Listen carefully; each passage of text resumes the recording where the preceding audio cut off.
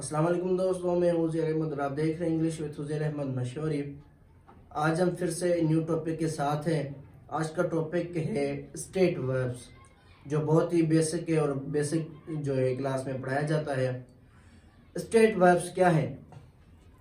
State verbs को दूसरा नाम जो है इंट्रोडक्शनरी वर्ब्स भी कहा जाता है, क्योंकि तकरीबन इसमें जो चीज़ है सेंटेंस की हालत बताता है, सब्जेक्ट की हालत बताता है, जो डूअर काम करने वाला होता है उसकी हालत बताता है, जो बंदा होता है जिसका इंट्रोडक्शन होता है ना स्टार्टिंग का, उसकी हालत बताता है, उसका इंट्रोडक्शन देता है।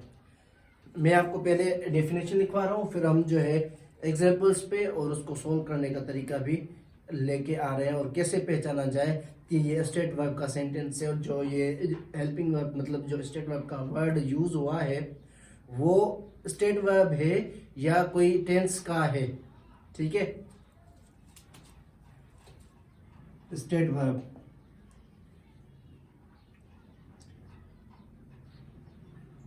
और इसको स्टेटिव वर्ब भी कहा जाता है, इंट्रोडक्शनरी वर्ब भी कहा जाता है।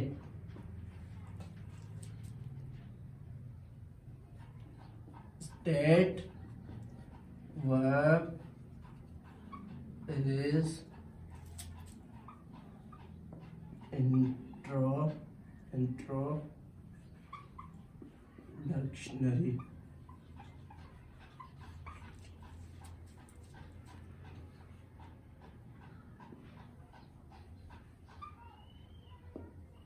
ये इंट्रोडक्शन करते हैं, हालत बताते हैं कि हालत क्या है, और जो सेंटेंस होता है उसमें जो है उसका इंट्रोडक्शन देते हैं, तकरीबन इंट्रोडक्शन देते हैं।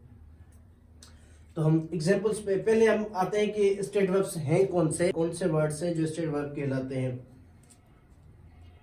एक वाज वर्ड, ठीक है। अब जो प्रेजेंट के लिए यूज होते हैं वो है is, am, are, is, am और आर, ठीक है। और फ्यूचर के लिए विल बी। ये क्या है? इंट्रोडक्शनरी स्टेट वर्ब्स, ठीक है। अब इनको सब लोग कंफ्यूज होंगे कि ये तो हेल्पिंग वर्ब्स हैं, ऑक्सिलरी वर्ब्स हैं, ये तो जो है पास्ट, फ्यूचर और प्रेजेंट कंटिन्यूस को एक्सप्लेन करते हैं, मगर ऐसा नहीं है। हमें जो है जो टेंस है और वर्ब है और जो ये स्टेट वर्ब्स है कैसे पहचाने, हम उसकी सेंटेंस की कंडीशन और उसमें इस्तेमाल होने वाले अल्फाजों से पहचानेंगे कि ये स्टेट वर्ब है या जो है मेन वर्ब है या ऑक्सिलरी वर्ब है या फिर टेंस के हिसाब से इस्तेमाल हुआ है, ठीक है। अब मैं एक सेंटेंस लिख रहा हूं, I am a good boy, ठीक है। या my name is Uzair Ahmad,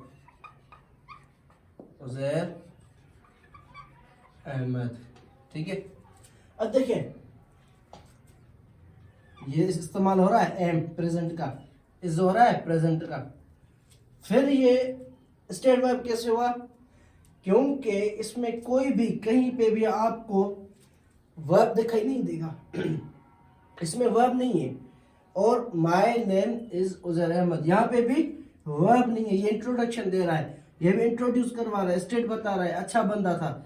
इसमें वर्ब नहीं है, जिसमें जिस भी सेंटेंस में वर्ब यूज नहीं होगा और ये अल्फाज यूज होंगे तो वो स्टेट वर्ब कहलाता है। देखें, I am a good boy, मैं एक अच्छा लड़का हूँ। सिंधी में कहते हैं कि एक सुठो छोकरो आया। My name is Uzair Ahmad, मेरा नाम उज़ैर अहमद है, मुझो नालो उज़ैर अहमद आहे, ठीक है। देखिए मैंने अब बताया ना आपको, इंट्रोडक्शन दे रहे हैं। क्या दे रहे हैं? इंट्रोडक्शन दे रहे हैं। पास्ट में भी ये अगर सेंटेंस बनाएंगे, फ्यूचर में भी बनाएंगे, तो सिर्फ और सिर्फ ये इंट्रोडक्शन ही देंगे। मैं कुछ और सेंटेंस जो है इंट्रोड्यूस करवा रहा हूँ, आपको लिखवा रहा हूँ, आप नोट करते जाएं। अब देखें ये मैं पास्ट का सेंटेंस बना रहा हूँ, ठीक है। He was at home। वो कहाँ पे था? घर पे था। he was at home। देखें पास्ट का was यूज हो रहा है, मगर यहाँ पे कोई भी मेन वर्ब नहीं है, मतलब एक्शन वर्ब जो एक्शन बताए, कोई चेंज बताए वो नहीं है, सिर्फ कंडीशन बता रहा है, स्टेट बता रहा है। कहाँ पे था? घर पे था। ये क्या है? इंट्रोडक्शन दे रहा है। वो बंदा कहाँ पे था? घर पे था। तो ये स्टेट हो गई, वाज एट होम। यहाँ पे मेन वर्ब यूज नहीं होगा, तो हम इस कहेंगे सेंटेंस में जो ये वर्ड है ये स्टेट वर्ब है, और ये जो सेंटेंस है वो इंट्रोडक्शनरी सेंटेंस है। ठीक है, ये हुआ पास्ट का। अब हम आगे चलते हैं कुछ और एग्जांपल्स की तरफ। मैं अब और एग्जांपल्स लिख रहा हूँ। ठीक है, वाई आर यू सैड। देखें ये फीलिंग्स बता रहा है, स्टेट बता रहा है। तुम परेशान क्यों हो या आप परेशान क्यों हैं। देखें आर यूज हो रहा है। अब आर यूज होता है तो लोग समझते हैं कि ये जो है प्रेजेंट कंटिन्यूस का सेंटेंस है। नहीं, वाई आर यू सैड, आप परेशान क्यों है, तो तमाम परेशान छो आयो, परेशान छो आयो। इनमें दसो ये कौन तो चवे, ये ऐसे नहीं कह रहा कि आप परेशान क्यों हो रहे हैं, मतलब कंटिन्यूस का नहीं है, ये सिर्फ फीलिंग्स इंट्रोडक्शन कर रहा है, इंट्रोड्यूस कर रहा है। क्या इंट्रोड्यूस कर रहा है? फीलिंग्स इंट्रोड्यूस कर रहा है, और उस बंदे से एक सवाल कर रहा है, वो भी स्टेट वर्ब में। ये प्रेजेंट की स्टेट है, प्रेजेंट स्टेट है। ठीक है, वाई आर यू सैड, यहाँ पे कोई भी मेन वर्ब यूज नहीं हो रहा, कोई भी मेन वर्ब, तो ये क्या कहलाएगा? State verb. ठीक है, और दूसरे एग्जांपल्स पे हम आ रहे हैं। अब फ्यूचर का हम एग्जांपल ले रहे हैं। He will be not there. देखें he will be not there, ये वहां पर नहीं होगा, ये वहां पर नहीं होगा। ये देखें ये क्या हो गया? इंट्रोडक्शन हो गया, स्टेट हो गई। कहा कि वहां पे, ये यहीं पे होगा, वहीं पे नहीं होगा। ऐसे एक बंदे की स्टेट बता रहा है, मेन वर्ब कहीं पे भी यूज नहीं हुआ, तो ये क्या कहलाएगा? स्टेट वर्ब का सेंटेंस। ये वहां नहीं होगा, ही होते न हो दो। ठीक है, ये हो गया हमारा सब्जेक्ट, ये हो गया स्टेट वर्ब, ये निगेटिविटी, और ये जो है हमारी जो है स्टेट है। स्टेट मतलब कि वहां पे या यहाँ पे जो है ये कहलाता है स्टेट वर्ब। ये हो गया। ठीक है, यहाँ पे कोई भी वर्ब आपको नहीं दिखाई देगा, कोई भी वर्ब नहीं है, तो ये जो है स्टेट वर्ब का सेंटेंस है, इंट्रोडक्शनरी सेंटेंस है। ठीक है, और ये बेसिक है, कॉमन है, क्योंकि हम रोजमर्रा की जिंदगी में हजारों से जुमले जो है अपनी लैंग्वेज में स्टेट वर्ब के इस्तेमाल करते हैं। हम पूछते हैं वो कहाँ है, ये कहाँ है, ये क्या कर रहा है, वो क्या कर रहा है। तो इंट्रोडक्शनरी सेंटेंस हम डेली लाइफ में हजारों सेंटेंसेस इस्तेमाल करते हैं। ये क्या कहलाते हैं? State verbs.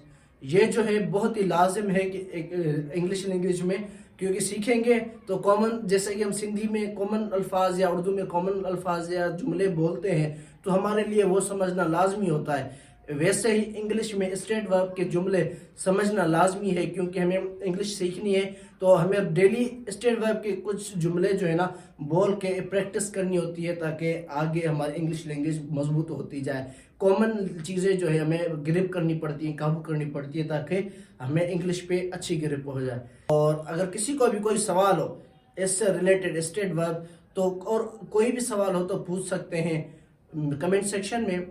तो ये था आज हमारा स्टेट वर्ब का टॉपिक बेसिक का, ये बहुत ही लाजमी है, और उम्मीद है सबको समझ आ गया होगा। जिसको ना समझ आए वो सब कमेंट सेक्शन में क्वेश्चन करें, एंड इंशाल्लाह फिर से मिलेंगे कल न्यू टॉपिक के साथ। Thanks for watching my video. अल्लाह हाफिज़।